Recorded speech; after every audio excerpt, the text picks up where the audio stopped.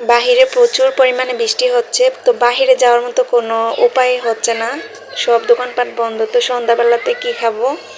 আসলে ঘরে একটা পেয়ারা ছিল, তো এখন ভাবলাম পেয়ারাটা কাসুন্দি দিয়ে মাখিয়ে তারপর খাবো। আমার ছোট ছেলেটা জীবনে প্রথমবার পরীক্ষা দিবে, তো তার জন্য এই তো একটা হার্ডবোর্ড, একটা পেন্সিল বক্স আর একটা পেন্সিল নিয়ে আসলাম। ও তো দেখে ভীষণ খুশি, তো খুশি হলে তো হবে না, আসলে ভালো করে পরীক্ষাটা দিতে হবে। ওকে এটাই বলছিলাম। আর এই তো বলে দিছিল স্পাইডারম্যানের একটা হার্ডবোর্ড নিয়ে আসতে, তো এনে দিলাম।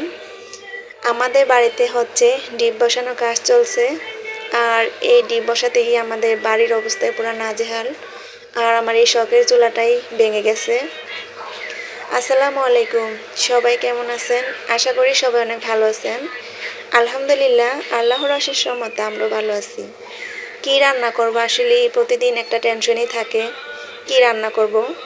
তো ভাবলাম একটু টক ডাল রান্না করব আম দিয়ে, আর পাট শাক ভাজি করব, সাথে একটা ভর্তা করব। রাত্রেবেলা যেহেতু হয়ে যাবে। এই তো এখানে আমি শাকটা এখন তেলে দিলাম, রসুন পেঁয়াজ ভালো করে ভেজে এখন পাট শাকটা দিয়ে দিলাম। আর এটা মিঠা পাটের শাক। তিতাটা আমাদের বাড়ি কেউই খায় না, মিষ্টিটাই আনা পড়ে বেশি। আর পাট শাক দিয়ে ভাত খেতে কিন্তু ভালোই লাগে। এই তো এখানে ডালটা হয়ে গেছে, এখন আমি একটু কাঁচা আম দিয়ে দিলাম। আমটা দিয়ে আমি বেশিক্ষণ রাখবো না, এখন আমি তেল দিয়ে দিব বাগারের জন্য। তো এখানে রসুন আর পেঁয়াজ ভেজে নিয়ে এখন ডালটা নামানোর আগে একটু ধনেপাতা দিলাম। আমার ডালটা কিন্তু হয়ে গেছে। এখন আমি একটু পাতিলটা মুছে নিব। আসলে ডাল রান্না করে পাতিল এভাবে না মশলা আমার কাছে ভালো লাগে না দেখতে।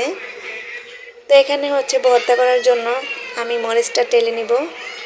এত অল্প কয়েকটা মরিচে দিছি, বেশি জাল হলে খেতে চায় না।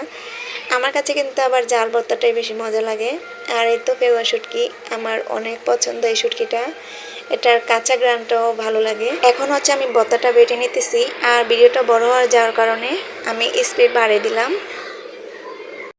তো এই পর্যায়ে যারা যারা আমার ভিডিওটা দেখতেছেন, প্লিজ লাইক দিয়ে সম্পূর্ণ ভিডিওটা ফুল ওয়াচ করে দেখবেন।